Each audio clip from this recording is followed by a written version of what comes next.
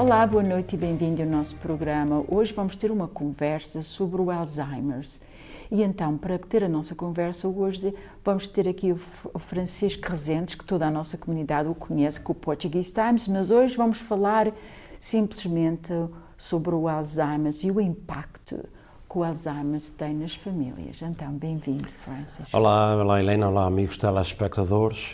Realmente é um tipo, estou habituado a falar sobre outras questões bem mais fáceis, mas desta vez para servir de testemunho da doença de Alzheimer que afetou e de que maneira um membro da minha família. Exatamente, e estamos a ver, baseado nos statistics, que mais de 6 milhões de americanos estão a viver com Alzheimer. Estamos a ver que esta é uma doença, como sabemos, que não tem cura, mas infelizmente atinge muitos membros das nossas famílias. Exatamente, aliás, nós conseguimos colocar um homem na Lua, conseguimos fazer grandes descobertas, mas ainda não se conseguiu, neste momento, tanto quanto eu saiba, tenho lido sobre esta matéria, fazem-se experiências, há certas luzes ao fundo do túnel, mas não há na realidade um medicamento, uma fórmula de resolver esta situação de Alzheimer e que nós, ainda há pouco, falávamos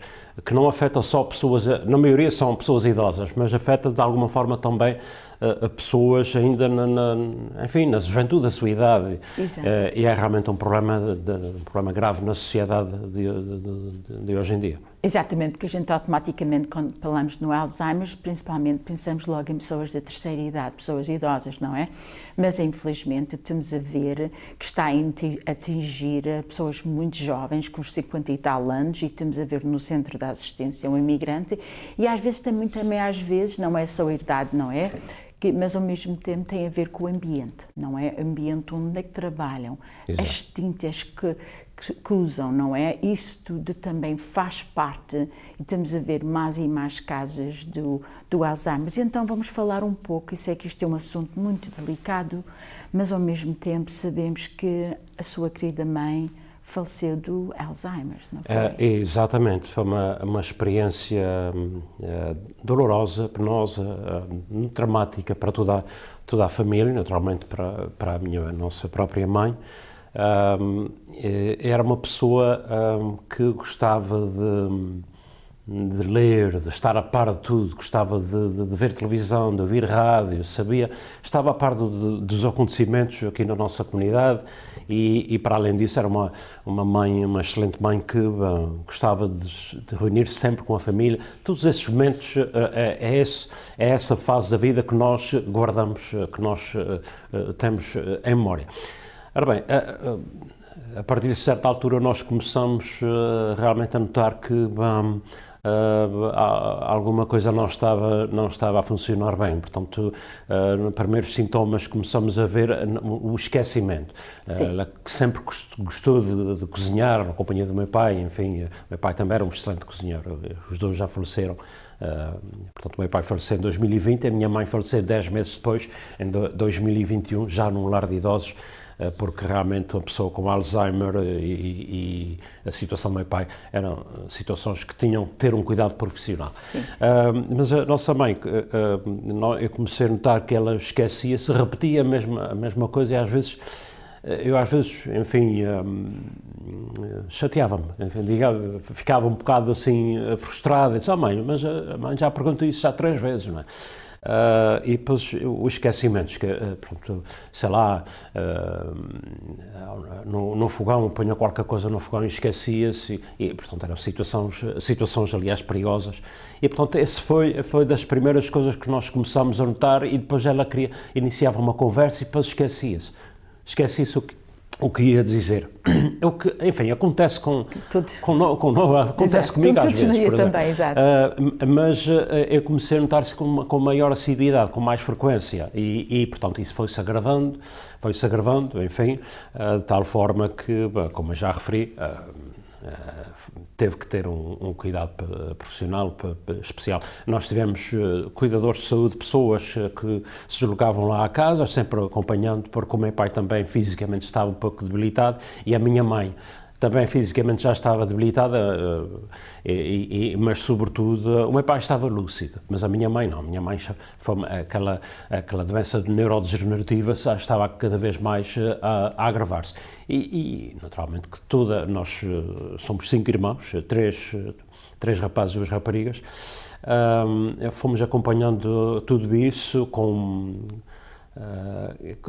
porque, Helena, é muito gratificante, é muito bom nós chegarmos a casa e a mãe, olá Francisco, olá Maria, olá Ibério, olá Teresa, olá Denise, olá José, e temos uma conversa. Agora, chegarmos e ela não conhecer, isso foi muito, muito doloroso para mim. Eu tive noites que eu não dormia, eu ficava emocionado, e portanto este é um assunto que me emociona também. Não sei se vou conseguir manter-me forte até ao fim desta entrevista, mas foi muito doloroso para mim, porque a minha mãe sempre me chamava, todos os dias, sabia que eu trabalhava no jornal, olha, vai almoçar, assim, e a partir de certa altura deixei de ter tudo isso. Por isso é que eu digo que nós devemos apreciar as coisas mais essenciais da vida, que é a família, que é termos o carinho dos nossos pais, dos nossos filhos, enfim, toda a família. E isso nós perdemos o carinho da nossa mãe, em particular. O nosso pai estava perfeitamente lúcido, o problema dele era outro, mas chegar ao lar de idosos e tentar falar com ela, e ela não conhecia nada. Isso foi muito, muito doloroso para mim e para toda a família. E no princípio, eu sei que muitas vezes que também atingi a minha família, e o que acontece é que no princípio a gente não se quer acreditar, não é? A gente automaticamente, estamos totalmente como in denial, não é? A gente não queremos saber que isso está a acontecer, mas depois que a realidade nos vê, não é? Que sim, que isso tem a acontecer, e o que acontece é que a repetir, constantemente a repetir, e uma das coisas que eu aprendi é que quando eles estão a repetir a mesma coisa, a gente não devemos de continuar quer dizer, quando eles têm, não é? Não se deve de dizer o contrário, não é? Se dizerem que isto é uma coisa assim, então é assim. Ainda é uma excelente questão que colocas, porque eu estava a falar com profissionais e mesmo com pessoas que já tiveram essa experiência. Olha, tu tens que concordar sempre, se é assim que ela diz, tu tens que dizer que sim, e tu tens que falar com ela, tens que falar sempre, não podes chegar ao quarto e estar ali sentado ao telefone a ler um livro, mantém sempre o diálogo. E nós, enfim, foi o que nós tentamos fazer, mas não é fácil.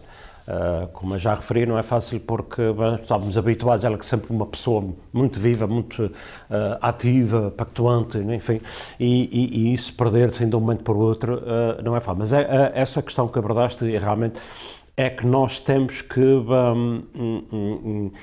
concordar, temos que perceber, entrar no mundo deles e perceber que é aquilo e pronto, não podemos dizer não, a mãe está errada, não é isso, não. E portanto nós tivemos que aprender isso também. Portanto foi um processo de aprendizagem de alguma forma também para nós. Nunca tive assim um problema desse, enfim, de uma tia-avó que nós tivemos nos Açores que teve esse problema, mas na família do lado da minha mãe não. Portanto eu já tenho acompanhado outros casos também de amigos e de familiares mais distantes, e realmente é muito triste perder a memória, perder este que nós chamamos de disco rígido no hard drive, não é? Portanto eu espero que o mundo de hoje, a ciência avançada, a tecnologia, a medicina, que encontre uma fórmula, um medicamento, porque infelizmente, como me referi no início da entrevista, não é só de certos idosos, bem que seja a maioria, mas está a afetar também muita gente de mais jovem, dos anos 50, 60, né?